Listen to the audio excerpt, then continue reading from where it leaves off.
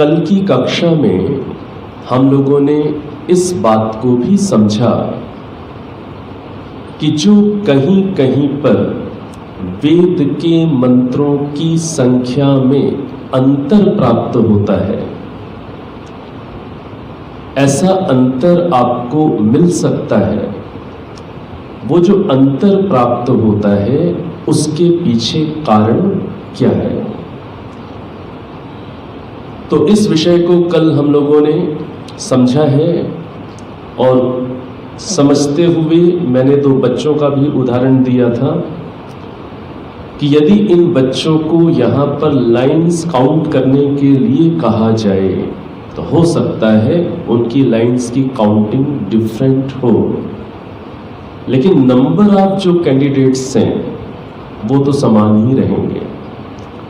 तो कहीं संख्या में कहीं आपको अंतर मिलता है तो आप उसको लेकर अधिक संशय न करें, अधिक व्याकुल ना हो अंदर। उसको हम लोग कल विस्तार से समझ चुके हैं। कल की कक्षा में हम लोगों ने ऋग्वेद का मुख्य विषय है पदार्थों के गुणों का प्रकाश करना।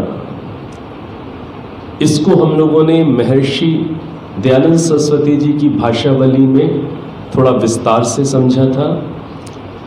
इसी प्रकार से यजुर्वेद का विषय क्या है? जानकारी, ज्ञान प्राप्त करने के अनंतर किस विधि से पदार्थ को प्राप्त किया जाए, किस विधि से हम उसका उपयोग करें, ये सारा का सारा वर्णन विधि भाग के साथ साथ कर्म कैसे करें, ये हमें कहाँ प्राप्त होता है? यजुर्वेद के अंदर। और जो सामवेद है, सामवेद के विषय में हम लोगों ने कल हो सकता है कुछ नई जानकारी भी प्राप्त की हो। ऋग्वेद का जो ज्ञान विषय है, यजुर्वेद का जो कर्म विषय है, उसकी अंतिम उपलब्धि क्या है? उस अंतिम उपलब्धि का ज्ञान कराने के लिए सामवेद है। ईश्वर के गुणों का प्रकाश तो ऋग्वेद में भी परमात्मा ने कर दिया। सामवेद जैसा महर्षि दयानंद सरस्वती जी की पंक्तियां हमने कल पढ़ी, तो वो क्या लिखते हैं? ज्ञान और कर्म की अंतिम उपलब्धि वो सामवेद समझाता है कि जो हम ज्ञान अर्जित कर रहे हैं या जो हम कर्म विविध प्रकार के अच्छे कर रहे हैं, इनको करते हुए आखिर हमें पहुंचना कहाँ है? उस चीज के विषय में हमें सामवेद विशेष रूप से हमारा मार्गदर्शन करता है, ईश्वर के विषय को और गहराई से समझाता है। तो हम लोगों ने कल समझा ज्ञान कर्म, और ज्ञान कर्म की जो चरम उपलब्धियां हैं वो है सामवेद का व्याख्यान। यहां तक कि यात्रा करते हुए व्यक्ति के अंदर कई जिज्ञासाएं और आएंगी। कल मैंने आपसे कहा ऐसा नहीं हो पाता कि हम प्रथम प्रयास में ही अंतिम उपलब्धियों को प्राप्त कर लें। ऐसा ही हम स्वयं के जीवन में समझ सकते हैं, अन्यों के जीवन में भी देख सकते हैं। तो ज्ञान कर्म ये यात्रा करते हुए हम इनकी जो चरम उपलब्धि है वहां पर सामवेद के माध्यम से पहुंचने की यात्रा में चले। और इस यात्रा में चलते हुए ऐसा नहीं हो सकता है कि आपके अंदर या मेरे अंदर संशय ना आए। संशय उभरा करते हैं। मार्ग में चलते हुए विघ्न बाधक भी आया करते हैं। योग दर्शन के अंदर भी महर्षि पतंजलि जी ने साधना के मार्ग में बाधकों का भी वर्णन किया है, और उन बाधकों से किस प्रकार से हम ऊपर उठ करके आगे की यात्रा कर सकें उसका भी उन्होंने मार्गदर्शन दिया है। तो इस यात्रा में चलते हुए ज्ञान, कर्म और उसकी चरम उपलब्धि को उपासना के रूप में प्राप्त करने की जो यात्रा है, इसमें चलते हुए कई चीजें आपके सामने आएंगी। कहीं आपको लगेगा कि मुझे किसी विद्या की जानकारी और गहराई से चाहिए, केवल आत्मा परमात्मा विषयक आध्यात्मिक विषयों की ही बात नहीं, जो भौतिक जो विषय हैं, जो फिजिकल साइंसेस हैं, उनसे संबंधित भी अनुसंधान को एक चरम सीमा तक पहुंचाते हुए आपको ऐसा लग सकता है कि और थोड़ी सूक्ष्म जानकारी मुझे मिले। तो ऋग्वेद, यजुर्वेद और सामवेद, इस क्रम से अपने आप को उन्नत करने के प्रयास में क्या क्या घटनाएं घटेंगी और अधिक सूक्ष्मता या गहराई की इच्छा हो सकती है। किसी विषय में, किसी विद्या के विषय में और अधिक जानकारी की आवश्यकता महसूस हो सकती है। इसी प्रकार से इतनी यात्रा करते हुए हो सकता है कुछ मन में संशय भी उभर आए हों। इतनी यात्रा करते हुए रास्ते में कुछ विघ्न भी अनुभव में आए हों। तो जो अथर्ववेद है, जैसा कि कल हम लोगों ने महर्षि दयानंद सरस्वती जी की ही वाक्यों से समझा, स्पष्ट लिखा हुआ है। क्या लिखा? अथर्ववेद के विषय में क्या बातें कही? शेष विद्याओं की पूर्ति के लिए, विद्याओं के शेष भाग की पूर्ति के लिए। कल हम सभी लगभग थे यहां पर। विद्याओं के शेष भाग की पूर्ति के लिए। और क्या कहा? विद्याओं की रक्षा के लिए। और क्या कहा? संशयों की निवृत्ति के लिए। और आज ही शायद ये शब्द भी आपको मिल जाएगा कि विघ्नों के नाश के लिए अथर्ववेद परमात्मा ने हमें दिया। तो अभी हमारी जो प्रायः जानकारी होती है वो किस स्तर पर होती है अथर्ववेद के विषय में, कि अथर्ववेद में विज्ञान है। और विज्ञान का अर्थ क्या होता है? विशिष्ट ज्ञान। जो विशिष्ट ज्ञान है वो यही सारी बातें आपके लिए उपलब्ध कराएगा कि नहीं कराएगा? उपलब्ध कराएगा। विशिष्ट ज्ञान अर्थात विज्ञान का ही विस्तार, ये इस रूप में महर्षि की शब्दावली में आप समझ लीजिए कि विद्याओं के शेष भाग की पूर्ति करेगा विशिष्ट ज्ञान। इसी प्रकार से संशयों का निवारण करेगा विशिष्ट ज्ञान। इसी प्रकार से विघ्नों के नाश के उपाय बताएगा विशिष्ट ज्ञान। इसी प्रकार से जो विशिष्ट ज्ञान है हमें और गहराई में लेकर के जाएगा, विद्याओं की रक्षा करेगा।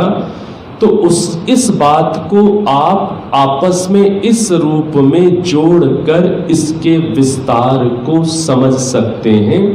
और यह विस्तार हमारे इस वेद स्वाध्याय का हमारा एक सुफल आना चाहिए, क्योंकि हमारी जानकारी प्रायः अथर्ववेद का विषय क्या है? विज्ञान, लगभग इतनी ही होती है। तो अब आगे हम लोग इसको आगे देखने का प्रयास करते हैं। आप लोगों के पास जो ज़ेरॉक्स कॉपी है या पुस्तकें हैं वो आप लोग देख लें। अथर्ववेद, थोड़ा सा ये भी चीज समझ लें, संस्कृत भाग में लिखी हुई है, आर्य भाषा भाग में उतना अधिक नहीं लिखा हुआ। संस्कृत भाग में भी संकेत के रूप में है, लेकिन आर्य भाषा विभाग में नहीं है। देखिए, जो ऋग्वेद है, ऋग्वेद, ये जो ऋग्वेद है, ये शब्द कैसे बनता है? ऋग स्तुतम। कौन सी धातु से बनता है? ऋक् स्तुतौ, अर्थात पदार्थों के गुणों की स्तुति करने वाला, पदार्थों के गुणों का प्रकाश करने वाला वेद। जो यजुर्वेद है, यजुर्वेद के अंदर जो यजु है, ये जो पद है, इसके अंदर कौन सी धातु छुपी हुई है? यज देव पूजा संगतिकरण दानेषु, ये धातु ये संस्कृत विभाग में दी हुई है। तो जो यजुर है, यजु के अंदर देव पूजा संगतिकरण और दान छुपा हुआ है। इसी प्रकार से जो सामवेद है, सामवेद का जो साम ये पद है, ये दो धातुओं से बनता है। अभी आपके लिए जो धातु, धातु से तात्पर्य क्या होता है? संस्कृत भाषा का कोई भी पद है, जिसको हमने समझा था बोलचाल की भाषा में हम शब्द बोल देते हैं, लेकिन संस्कृत भाषा में उस शब्द को ही हमें पद बोलना होता है। तो जो संस्कृत भाषा का जो पद होता है वो दो चीजों से मिलकर बनता है। कौन कौन सी हैं वो दो चीजें? धातु और प्रत्यय। धातु मतलब रूट और प्रत्यय मतलब सफिक्स। तो प्रत्यय और धातु से मिल करके शब्द का, पद का निर्माण होता है। संस्कृत भाषा के जितने भी शब्द हैं, उन सारे शब्दों के अंदर मीनिंग छुपे हुए हैं। ये संस्कृत भाषा का बहुत बड़ा वैशिष्ट्य है। ये वैशिष्ट्य आपको दूसरी भाषाओं में सर्वत्र नहीं मिलेगा, संस्कृत भाषा में आपको मिलेगा। संस्कृत भाषा में कोई भी शब्द है वो बिना मीनिंग वाला नहीं होगा। आपको दूसरी भाषाओं में कई ऐसे शब्द मिलेंगे जिनका कोई आपको मीनिंग नहीं समझ में आएगा, बस ऐसे ही वो शब्द या नाम ऐसे ही यूज हो रहे हैं। तो जो संस्कृत भाषा है उसमें धातु प्रत्यय इन दोनों के मिलाने पर पद बनता है। तो जो साम पद है ये दो प्रकार की धातुओं से बनता है। कौन कौन सी दो धातुएं हैं? पहली धातु क्या है? शो अंतःकर्मणि, ये संस्कृत भाग में ये दिया हुआ है, शो अंतःकर्मणि। दूसरी धातु क्या है? दूसरी धातु है साम सांत्वने। आप इसकी उलझन में बिल्कुल मत जाइए, ठीक है, सरल है, इसको समझ लीजिए। ये याद होता है तो अच्छी बात है, नहीं याद होता तो कोई दिक्कत नहीं। क्योंकि जो मोक्ष की यात्रा है, इसको अच्छे से समझ लीजिएगा, वो यात्रा याददाश्त से अधिक किस पर चलती है? समझ पर चलती है। किस पर चलती है यात्रा? समझ पर, आपकी अंडरस्टैंडिंग पर चलती है। और जो साधना है उसका अधिक संबंध किस चीज से है? होश से है, जागरूकता से है। आपको कितने मंत्र याद हैं, कितने नहीं हैं, इससे कोई गहरा अधिक बड़ा संबंध गहरी साधना में नहीं रह जाता। जो गहरी साधना की स्थितियां हैं, आप जितना जितना साधना में गहरे जाएंगे उतना उतना शब्द आपसे छूटते चले जाएंगे। क्या छूटते चले जाएंगे?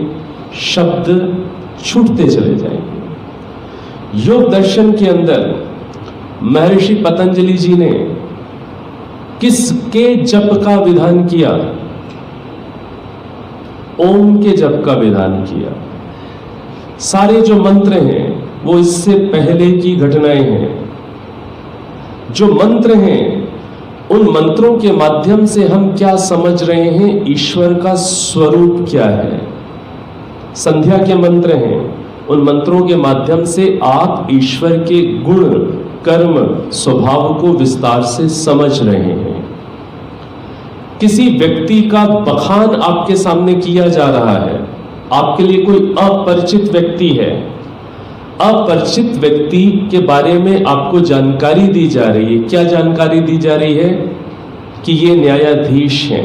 कोई व्यक्ति मान लीजिए यहां पर आपके समक्ष मंच पर उपस्थित किए जाएं, आपके लिए अपरिचित हैं और उनके विषय में अब इंट्रोडक्शन देना शुरू किया गया। क्या इंट्रोडक्शन देना शुरू किया गया? कि ये न्यायाधीश हैं, ये बहुत ईमानदार हैं और ये जिसे कहते हैं कोई सामान्य कोर्ट के नहीं, ये सुप्रीम कोर्ट के हाई न्यायाधीश हैं, सबसे बड़े न्यायाधीश हैं। इनके जीवन का रिकॉर्ड है, इन्होंने हमेशा सच्चा न्याय किया है और बहुत ईमानदारी से किया है। ये दयालु स्वभाव के हैं, इनके अंदर देशभक्ति है। ऐसे मान लीजिए ये सब बताते हुए अंत में बताया कि इनका नाम क्या है? इनका नाम है विजय। मान लीजिए ये आपको बताया।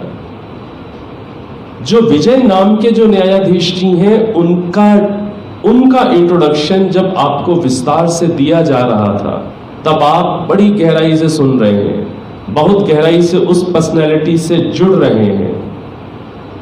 अब बाद में उस पर्सनैलिटी को दिमाग में लाने के लिए केवल विजय यह नाम ही पर्याप्त है कि नहीं? यह चीज समझ में आ रही है कि नहीं आ रही? इसको समझ लीजिए। यदि मैं आपसे कहूं कि आप अपने प्रिय व्यक्ति को स्मरण करें, चाहे वो आपकी संतान है, चाहे वो आपके मित्र हैं, चाहे पति हैं, चाहे पत्नी हैं, अपने किसी भी प्रिय व्यक्ति को आप स्मरण करें, तो आप क्या स्मरण करते हैं? जब आप स्मरण करते हैं तो आपके मन में नाम आता है। नाम आया, नाम के साथ साथ ही वो सारी जानकारी, वो जो व्यक्तित्व है, वो आपके अंदर उभर कर आया कि नहीं आया? आता है कि नहीं आता? मान लीजिए आपसे मैं कहूं कि आपका जो अपना बच्चा है उसको याद करिए। बस जैसे ही आपने नाम लिया, पूरा अंदर आ गया बच्चा, पूरे व्यक्तित्व के साथ आ गया कि नहीं आ गया? ऐसा हुआ कि नहीं हुआ कि अब आपको उस बच्चे के बारे में अंदर बोलना पड़ रहा है? नहीं, ये नटखट है, ये ऐसा है, ये ऐसा है, आपको बोलने की जरूरत है? नहीं है। केवल नाम आते ही जो अंडरस्टैंडिंग आपके अंदर है वो उभर आई। तो इस चीज को समझना है कि जो साधना का मार्ग है, साधना का जो मार्ग है वो समझ का मार्ग है, वो जागरूकता का मार्ग है, वो वर्तमान के प्रति होश में रहने का मार्ग है। तो आपको धातु यदि याद हो जाए, वो धातुएं किसको याद हो जानी चाहिए? छोटे छोटे बच्चों को, जिनको अभी पढ़ना है। इनको तो अभी पढ़ना है, इनको तो भाषा भी सीखनी है, इनको तो अभी बुद्धि का बहुत विविध प्रकार से विकास करना है। तो बच्चा याद करता है, उसे याद कराना चाहिए, उसे उसमें और निपुण बनाना चाहिए। लेकिन कई बार जो बड़ी आयु के लोग हैं, वो कई बार ऐसे सोचते हैं कि हमें तो बहुत सारे मंत्र नहीं आते, तो शायद हम तो पहुंच नहीं सकते। ऐसा नहीं है। बच्चे की जो स्मरण शक्ति है वो अधिक होती है, लेकिन समझने की क्षमता बड़ों में अधिक होती है, क्योंकि उनके पास जीवन का अनुभव है। एक बच्चा आपको पूरी की पूरी गीता, पूरा का पूरा ऋग्वेद सुना सकता है। सुना सकता है कि नहीं सुना सकता? ऐसे बच्चे आज हमारे देश में हैं। गीता तो बहुत छोटी सी चीज मैंने कह दी, जो आपको पूरा ऋग्वेद सुना देंगे। और कोई बच्चे ऐसे भी ढूंढने में मिल जाएंगे कि जो शायद चारों वेदों को भी जिन्होंने स्मरण कर रखा हो। बहुत बड़ी बात है। अब जिस छोटे से बच्चे ने आपको ऋग्वेद के मंत्र सुना दिए, तो जो कई बार बड़े लोग होते हैं वो बोलते हैं हमें तो कुछ नहीं आता। बहुत कई बार अपने आप को इंफीरियर फील करते हैं। वही बच्चा जिसने गीता सुनाई या ऋग्वेद सारा सुना दिया, वही बच्चा उसको अब कैसे चलना है, कैसे खाना है, कैसे व्यवहार करना है, जीवन क्या है, अभी उसके पास जीवन के अनुभव नहीं है। वो वास्तव में जीवन के अनुभवों में बच्चा ही है। हाँ, उसकी स्मरण शक्ति है और उसके ऊपर परिश्रम किया गया है, तो उसका ये सुफल है कि उसे वो चीजें याद हो गई। याद होने से क्या वो अंदर ज्ञानी बन चुका है? क्या वो जीवन के लिए अनुभवी बन चुका है? क्या उसने जीवन के वो उतार चढ़ाव देख लिए हैं जिन उतार चढ़ावों से आप गुजरे हुए हैं? क्या इन चीजों में वो प्रशिक्षित बन गया है? नहीं। तो इस चीज को समझना है कि जो बड़े होते हैं उनके अंदर किसी चीज की गहराई में जाने का सामर्थ्य अधिक होता है, क्योंकि उनकी बुद्धि समझने में अधिक विकसित हो चुकी होती है। बच्चा भी धीरे धीरे उसके पास अभी स्मरण करने की विशेष शक्ति है, तो यही काल होता है। इस काल में बच्चों को बहुत स्मरण कराना चाहिए। यही काल है, यही समय है। और जो समझने का सामर्थ्य है, धीरे धीरे बच्चों के अंदर समझने का सामर्थ्य भी आयु के हिसाब से विकसित होगा। स्मरण शक्ति के आधार पर उन्हें स्मरण तो हो ही चुकी हैं बातें, फिर यही बच्चे आगे चल करके बहुत विशेष बनेंगे कि जिनके पास स्मरण भी चीजें हैं और समझ भी है, तो ये बहुत विशिष्ट व्यक्तित्व बन जाएंगे। समझ रहे हैं इस बात को? तो जो धातु है साम पद के अंदर, साम जो पद है दो धातुओं से बनता है। पहली धातु क्या है? शो अंतःकर्मणि। इसका अर्थ क्या होता है? क्या है धातु? शो अंतःकर्मणि। अंतःकर्मणि का अर्थ क्या है? अंतःकर्मणि का अर्थ है जहां पर सारे दुखों का अंत हो जाए। अंत का तो अर्थ समझ रहे हैं? अंत का अर्थ है अंत हो जाना। किस चीज का अंत हो जाना? दुख और दुख के जो कारण रूप कर्म हैं उनका अंत हो गया। तो जो साम पद जब हम शो अंतःकर्मणि के धातु के आधार पर समझेंगे तो साम पद क्या अर्थ होगा, या साम वेद का अर्थ क्या होगा? वह वेद जिसकी गहनता में उतरने से क्या होता है? दुखों का नाश हो जाता है। जिसकी गहनता में उतरने से, जिस वेद की गहनता में उतरने से क्या होता है? दुख के कारण और दुखों का नाश हो जाता है, वो है सामवेद। जब आप इस धातु पर बेस्ड सामवेद का मीनिंग समझेंगे तो सामवेद का ये मीनिंग आएगा। ये चीज समझ में आ रही है? दूसरी धातु क्या है? दूसरी धातु है साम सांत्वने। ये जो सांत्वने पद है ये शांति के अर्थ में है। यहां पर किस अर्थ में है? शांति। वह वेद जिसकी गहराई में उतरते हुए व्यक्ति का हृदय पूर्ण रूप से शांत हो जाता है, वो कौन सा वेद है? वो साम वेद है। समझ रहे हैं अर्थ कैसे निकल रहे हैं? तो ये जो अर्थ है ये कैसे निकलते हैं? ये निकलते हैं जब आप दो ग्रंथों से जीवन में जुड़ते हैं। वो दो ग्रंथ कौन से हैं? निघंटु और निरुक्त। कौन से हैं ग्रंथ? प्रकृति। कौन से हैं दो ग्रंथ? निघंटु, बोलो, निघंटु, और दूसरा क्या है? निरुक्त। क्यों कह रहा हूं ये इसलिए कह रहा हूं क्योंकि निघंटु और निरुक्त ये ग्रंथ जितने महत्वपूर्ण हैं, बहुत अधिक महत्वपूर्ण हैं, लेकिन इनके इतना महत्वपूर्ण होते हुए इनको पढ़ने वालों की संख्या बहुत कम है। पढ़ने वालों की संख्या किस में अधिक है? संस्कृत की ग्रामर को पढ़ने वाले, व्याकरण को पढ़ने वाले। तो कई बार ऐसा होता है कि चूंकि प्रकृति भी ने ग्रामर स्टार्ट कर दी है, इसलिए मैंने प्रकृति को मैं एड्रेस कर रहा हूं। प्रकृति को क्या याद है? अष्टाध्यायी के कहां तक याद है रामवीर जी इनको? अष्टाध्यायी का इनको प्रथम पाद पूरा याद है, आगे भी याद है, तीसरे अध्याय के प्रथम पाद तक। बहुत होता है इतना। ये इन्होंने व्याकरण समझनी अर्थात अभी उसको याद करना शुरू कर दिया है। जहां से स्टार्टिंग होती है एक बच्चे के लिए, ये स्टार्टिंग होते होते सारी अष्टाध्यायी याद हो जाएगी। सारी अष्टाध्यायी याद हो जाएगी और अष्टाध्यायी में लगभग 4000 सूत्र हैं व्याकरण के। अभी तो केवल याद किया। मैं आपको बताऊं, मेरा जो बैकग्राउंड रहा शिक्षा का वो रहा साइंस का, और स्पेशली मतलब मैथमेटिक्स है। चूंकि इंजीनियरिंग की, तो इंजीनियरिंग जो लोग करते हैं वो थोड़े से मैथमेटिक्स वाले अधिक होते हैं। तो और जो मैथमेटिक्स वाले होते हैं या जो इंजीनियरिंग साइड के होते हैं वो लोग प्रायः उनका समझने में अधिक फोकस होता है, उनकी थोड़ी सी याद करने में कम होती है। जितने भी इंजीनियर्स हैं आप उनको देख लीजिएगा। जो डॉक्टर्स होते हैं उनको भाई बायो पढ़नी है तो उसमें बहुत याद किया जाता है।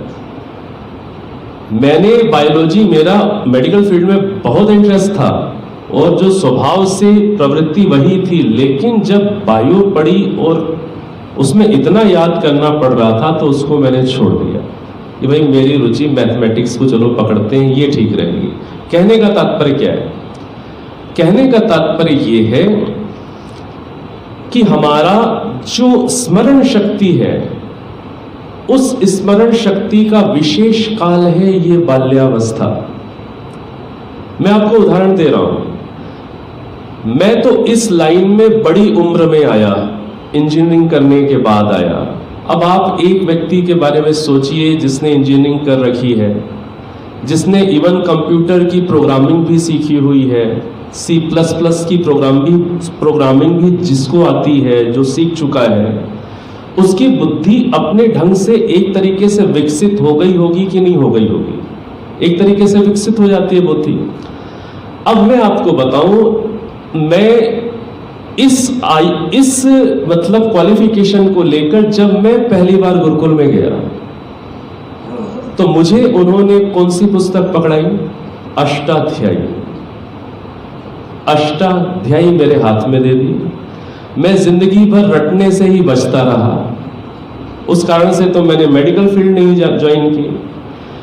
जब मैं गुरुकुल में गया तो उन्होंने मेरे हाथ में क्या दे दी? अष्टाध्यायी। आई उण रील ऋक, इसको याद है, ये समझ रही है।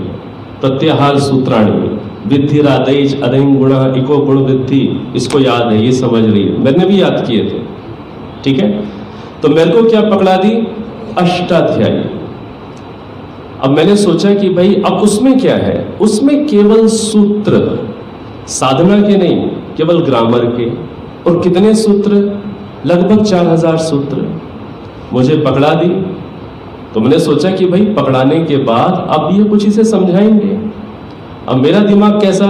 समझने वाला, कि अब ये कुछ समझाएंगे। तो उन्होंने कहा कि नहीं, आपको पहले ये पूरी याद करनी है। मैं कि हो गया मेरा तो कल्याण। ये आपको पहले पूरी याद करने ये सूत्र। अब मैं ऐसा आदमी कि बिना समझे मैं बढ़ूं नहीं, और कि नहीं समझना नहीं है, पूछना नहीं है। आप सूत्रों को याद करिए, फिर हमें सुनाइए, फिर हम कहीं आप मिस्टेक कर रहे हैं वो हम बताएंगे। मैंने 1 दिन, 2 दिन, 5 दिन, 10 दिन मैंने याद की। क्या करें, घर बार छोड़कर निकले हैं और कोई संस्था भी नहीं है, जाए तो कहाँ जाए आदमी, ठीक है। याद किया। उसके बाद मैंने कहा कि देखिए भाई ये चीज़ मुझे तो प्रैक्टिकल समझ में आई नहीं। जिसको मैं जानता नहीं, जिसका मीनिंग पता नहीं, आप मुझे तोते जैसे कह रहे हैं याद करना है। इस उम्र के आदमी को कह रहे हो कि जो 25 साल का हो चुका है कि भाई आप उसे याद करो। लेकिन नहीं, यही प्रक्रिया है। ये प्रक्रिया तो महर्षि दयानंद सरस्वती जी ने लिखी है, प्रमाण दिया। प्रमाण किसका दिया? सत्यार्थ प्रकाश के तीसरे समुल्लास का। हमारे आर्य समाज में एक बहुत अच्छी बात है, कोई भी बात कही जाती है तो प्रमाणों के आधार पर कही जाती है, तो बड़ी अच्छी बात है। तो उन्होंने प्रमाण दिया कि सत्यार्थ प्रकाश के तीसरे समुल्लास में ये लिखा हुआ है कि पहले अष्टाध्यायी स्मरण करें, फिर प्रथमावृत्ति काशिका महाभाष्य पर्यंत अध्ययन करें। कि हाँ ये बात तो है भाई, प्रमाण दे दिया। तो फिर मैंने उनसे पूछा कि बस इतना बता दीजिए कि ये जो पाठ्यक्रम लिखा है किस आयु के बच्चे के लिए लिखा हुआ है? प्रश्न बनता है कि नहीं बनता? ये जो पाठ्यक्रम लिखा हुआ है किस आयु के बच्चे के लिए लिखा हुआ है? 5 वर्ष की आयु या 5 से 8 वर्ष की आयु का बच्चा जो गुरुकुल में प्रवेश करता है उसके लिए लिखा हुआ। आप उसे मेरे ऊपर लगा देंगे, न्याय होगा? समझिएगा इस चीज को। तो समझना क्या है, फिर मैंने कहा कि भाई आप इसके गुरुजी मुझे अर्थ भी बताएं, तब तो मैं यहाँ रहूं, नहीं तो मैं तो चला, मैं और कोई जगह खोजूं। सत्य का खोजी तो भी खोजी है, वो रुकेगा थोड़ी ना। तो उन्हें लगा कि नहीं भाई ये तो ऐसे टिकेगा नहीं। तो जो बड़े गुरुजी थे जिन्होंने इस तरीके से कभी पढ़ाया ही नहीं, उनका ये एक मतलब विधि थी कि पहले पूरी याद हो फिर उसका एक्सप्लेनेशन हो। लेकिन उन्होंने स्थिति को समझा, फिर उन्होंने मुझे साथ साथ समझाना भी शुरू किया। समझ रहे हैं? तो समझना ये बात है हमें कि जो समझ है उसका अपना मूल्य है, स्मरण शक्ति का अपना मूल्य है। तो जो बड़े हैं, बड़े कई बार जो ऐसे सोचने लग जाते हैं कि हमें तो ये मंत्र नहीं आते और हमारा उच्चारण भी ठीक नहीं है, हमें तो संस्कृत आती ही नहीं है, ये जो सोच है, और ये सोच रखकर कई बार व्यक्ति सोचता है कि नहीं बस अब तो हमारा जीवन गया, अब तो भगवान अगले जीवन में किसी वैदिक विद्वान के घर में जन्म हो जाए जिससे बचपन से ही अष्टाध्यायी रटने का हमें सौभाग्य मिले, तब जाकर हमारा कल्याण होगा। ये बात आंशिक रूप से अच्छी है, सत्य है, लेकिन ये भी समझना है कि इस बड़ी आयु से भी आप उस मंजिल तक जा सकते हैं। बहुत बड़ी बात कह रहा हूं, उस मंजिल तक जा सकते हैं जहां पर पहुंचकर व्यक्ति बोले कि हां जो पाना था मैंने पा लिया। इस चीज को समझ लीजिएगा, आप जा सकते हैं। साधना की गहराई में जाते जाते क्या होगा, आपके शब्द विलीन हो जाएंगे। आप में से जो कभी ध्यान की गहरी स्थिति में गए तो आपने पाया होगा कि आपके मंत्र भी रुक गए, केवल अनुभव सा ही रहता है। तो शब्द बच्चे के लिए बहुत आवश्यक हैं और शब्दों के सहायता से हम बड़े भी समझते हैं, लेकिन साधना में ये धीरे धीरे छूट जाएंगे। तो उसको लेकर चिंता नहीं करें। अब जो यहाँ संस्कृत भाग में जो चीज दी हुई है वो अथर्ववेद का भी विषय यहाँ दिया है। धातु समझाई। अथर्ववेद जो है ये 2 प्रकार से बनता है। अथर्व पद कितनी प्रकार से बनता है? 2 प्रकार से। ये आर्य भाषा में नहीं है। अथर्ववेद के लिए क्या लिखा है? थर्वतिश्चरति कर्मा तत्प्रतिषेधा। आप देखिए अथर्व का एक अर्थ क्या होता है? निष्कंप। एक अर्थ क्या होता है? निष्कंप। जब हम ज्ञान की दृष्टि से निष्कंप हो जाते हैं, अर्थात जब आपके सारे संशय निवृत्त हो गए। कहा ना अथर्ववेद का एक उद्देश्य क्या है? संशयों की निवृत्ति, विद्याओं के शेष भाग की पूर्ति। जब आपको बिल्कुल विद्याएं हस्तगत हो गई, आप एक निर्णय पर पहुंच गए और आपके संशय समाप्त हो गए, उस समय आपका चित्त मन कैसा बन जाएगा? उस विषय में अथर्व, अकंप, अचल, अचलायमान, ठहर गया उस विषय में, पहुंच गया उस विषय में। ये चीज समझ में आ रही कि नहीं आ रही? किसी भी विद्या के विषय में, आध्यात्मिक विद्या का संदर्भ होगा तो आप अध्यात्म में ईश्वर विषय, आत्मा विषय, साधना विषय, ध्यान विषय, उसमें जब आपकी पकड़ बन जाएगी तब आपका मन किस अवस्था में चला जाएगा? उस विद्या में निशंक हो जाएगा, शंका रहित हो जाएगा, ठहर जाएगा। वो चाहे फिर आध्यात्मिक विद्या हो या फिर मैथमेटिक्स हो, किसी में भी जब आपकी उपलब्धि हो जाएगी तो आपका मन क्या हो जाएगा? उसमें ठहर जाएगा, ठहराव आ जाएगा। इसे बोलते हैं उसका अथर्व हो जाना। ये चीज समझ में आ रही? वो अथर्व हो गया।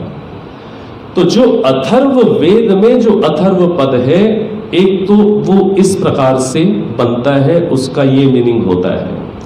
दूसरा, ये जो अथर्व पद है ये कौन सी धातु से बनता है? चर संशये, एक धातु है। तो अथर्व का अर्थ क्या होता है? थर्व का अर्थ है संशय से युक्त रहना। थर्व का क्या अर्थ है? संशय से युक्त रहना। और अथर्व का क्या अर्थ हो जाएगा? संशय से रहित हो जाना।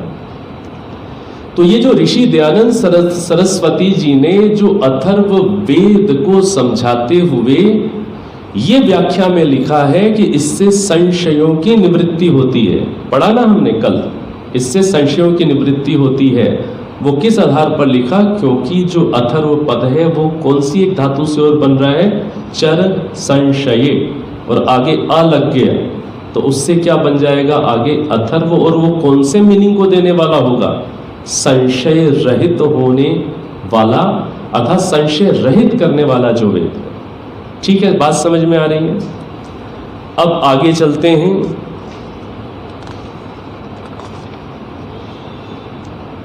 आगे आ जाइए।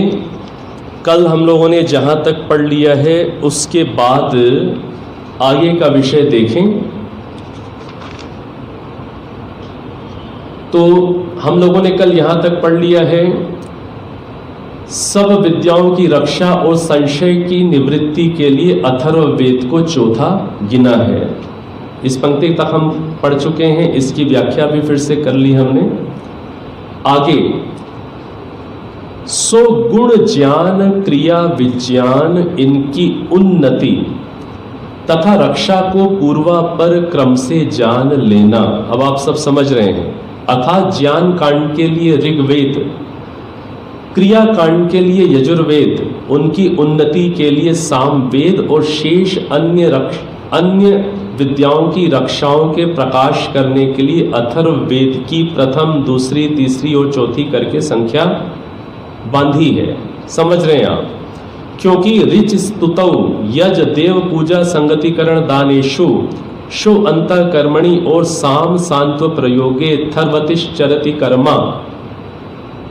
थर्वतिश्चरति कर्मा, यहाँ पर दूसरी धातु चर संशय यहाँ नहीं दी, वो कहाँ दी हुई है? संस्कृत भाग में।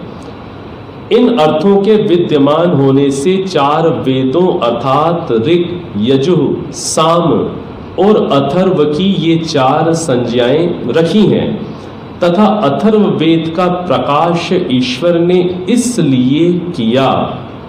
अब नई बात आ रही है। तथा अथर्ववेद का प्रकाश ईश्वर ने इसलिए किया है कि जिससे तीनों वेदों की अनेक विद्याओं के सब विघ्नों का निवारण और उनकी गणना अच्छी प्रकार से हो सके। मैंने कहा था ना आगे आएगा, विघ्नों का नाश करने वाला, ये चीज आगे आएगी, मैंने आपको कहा था।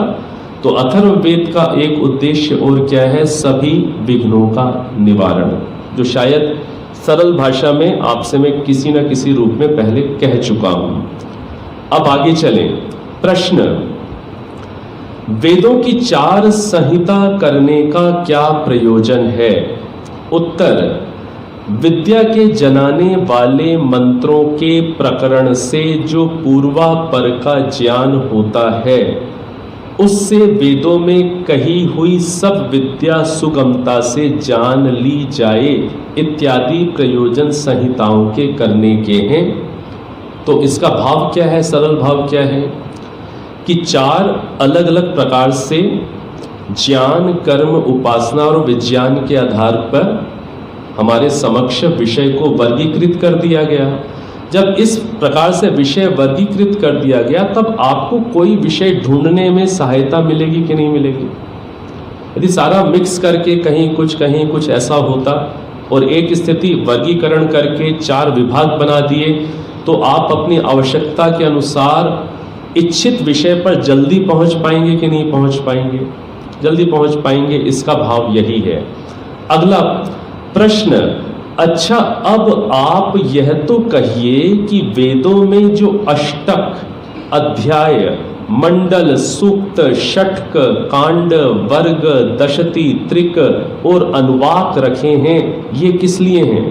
ये जो इतने सारे एड्रेस बनाने के लिए इतनी इतनी बातें हैं, ये किस लिए हैं? उत्तर, इनका विधान इसलिए है कि जिससे पठन पाठन और मंत्रों की गिनती बिना कठिनता के जान ली जाए तथा सब विद्याओं के पृथक पृथक प्रकरण निर्भ्रमता के साथ विदित होकर सब विद्या व्यवहारों में गुण और गुणी के ज्ञान द्वारा मनन और पूर्वापर स्मरण होने से अनुवृत्ति पूर्वक। अब ये जो बात है ये संस्कृत में नहीं आई। कहाँ से नहीं आई संस्कृत में बात? ये वाली जो बात है, अनुवृत्ति पूर्वक आकांक्षा, योग्यता, आसक्ति और तात्पर्य सबको विदित हो सके इत्यादि प्रयोजन के लिए अष्टक आदि हैं। ये बात संस्कृत विभाग में नहीं है। संस्कृत विभाग में चर संशय है, वो आर्य भाषा विभाग में नहीं है। तो जो संस्कृत विभाग है, जो आर्य भाषा विभाग है, देखिए हमने किसी को कहा अश्विन को कहा, क्या कहा अश्विन को किसी ने कि अश्विन सेक्टर 9 आर्य समाज में जाकर उन सज्जन को ढूंढ करके लाइए। ठीक है, कि सेक्टर 9 आर्य समाज पंचकुला में जाइए आप, और वहां पर एक सज्जन रहते हैं, ठीक है, उनसे मिल करके आइए। हमने इन्हें क्या पता दिया? केवल सेक्टर 9 आर्य समाज पंचकुला। अब इतनी बड़ी संस्था में, इतनी बड़ी बिल्डिंग में और कोई डिस्क्रिप्शन नहीं दिया कि वो सज्जन आपको कहाँ मिलेंगे, निचले फ्लोर में मिलेंगे, ऊपर मिलेंगे, कि हॉस्पिटल विभाग में मिलेंगे, कि पंचकर्मा सेक्शन में मिलेंगे, कि कार्यालय में मिलेंगे। कोई भी डिस्क्रिप्शन नहीं दिया। अश्विन समझना, तब आपको उन सज्जन को ढूंढने में समय अधिक लगेगा कि नहीं लगेगा? और यदि पूरा डिस्क्रिप्शन दे दिया जाए, अर्थात पूरा विस्तार से बात समझा दी जाए कि वो सज्जन कहाँ मिलेंगे, सीढ़ियों से ऊपर जाना, वहाँ पर पंचकर्मा विभाग है, वहाँ पर अंदर वाले कमरे में वो आपको मिलेंगे, आप जल्दी पहुँचेंगे कि नहीं पहुँचेंगे?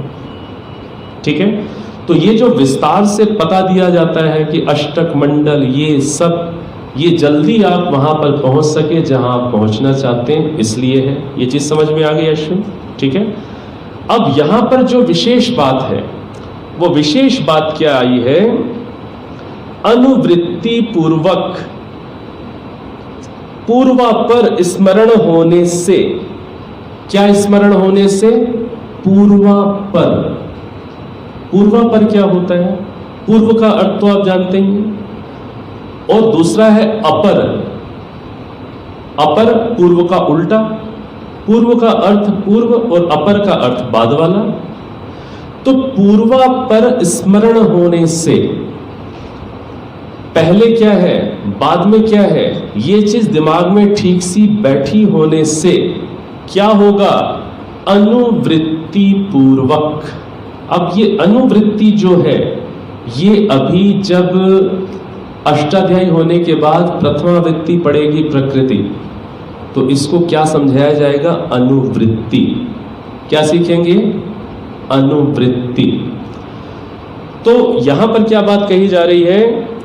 पूर्वापर स्मरण होने से अनुवृत्ति पूर्वक चार बातें, आकांक्षा, योग्यता, आसक्ति और तात्पर्य सबको विदित हो सके, इसलिए इतने पते ये सब बनाए हुए हैं।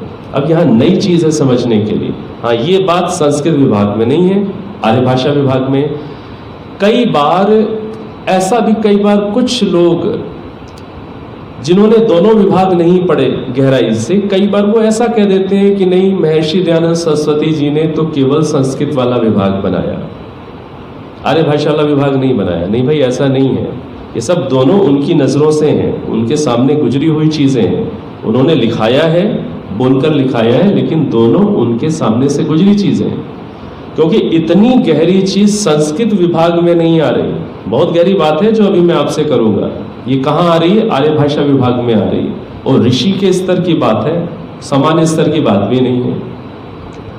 तो इसको क्या समझना है? आकांक्षा, योग्यता, आसक्ति और तात्पर्य। ये चार चीजें हमने कभी समझी हैं इस कक्षा में? ये चार चीजें कौन कौन सी? आकांक्षा, योग्यता, आसक्ति और तात्पर्य हमने समझा है इसी शाम वाली कक्षा में, इस साल नहीं किसी अन्य वर्ष। समझा है? खूब अच्छे से समझाया हुआ है, बहुत अच्छे से बात की है इस पर मैंने। जब हमने सत्यार्थ प्रकाश पर कक्षाएं चली हैं तो स्टार्टिंग में ये तो बेसिक है। वक्ता के अभिप्राय को समझने के लिए चार चीजों को समझना पड़ता है। ये बातें कहां लिखी हुई हैं? ऋषि दयानंद सरस्वती जी ने सत्यार्थ प्रकाश की भूमिका में लिखा हुआ है और उसको हमने समझा है। तो चार चीजें, आकांक्षा, योग्यता, आसक्ति और तात्पर्य, वो मैंने बहुत पहले अच्छे से एक्सप्लेन, मेरे विचार से काफी कुछ खोल के किया हुआ है। अभी आपको थोड़ा अनुवृत्ति समझा देता हूं, प्रयास कर लेता हूं। देखिए, जब ये बच्चे व्याकरण पढ़ेंगे, या आप में से जो लोग थोड़ा कंप्यूटर साइंस को जानते हैं, उसमें भी बहुत ये सारा सिस्टम होता है। आप लोगों ने, जिन्होंने, इन बच्चों ने भी फ्लो चार्ट वगैरह बनाए हैं, फ्लो चार्ट अब तो समझाते हैं ना, छोटी सी क्लासेस में फ्लो चार्ट शुरू हो जाता है। आप जानते हैं फ्लो चार्ट क्या होता है? कौन सी क्लास में? 8th में फ्लो चार्ट डिजाइनिंग आ गई। तो देखिए, जब आप कंप्यूटर प्रोग्रामिंग पढ़ते हैं या उसकी स्टार्टिंग पढ़ते हैं, फ्लो चार्ट बनाना, तो उसमें क्या होती है? लूपिंग होती है। लूप कैसे करना है कुछ पता है? अभी ये छोटे शायद आएंगी चीजें। किसी एक चीज को वहां से उठाकर कहीं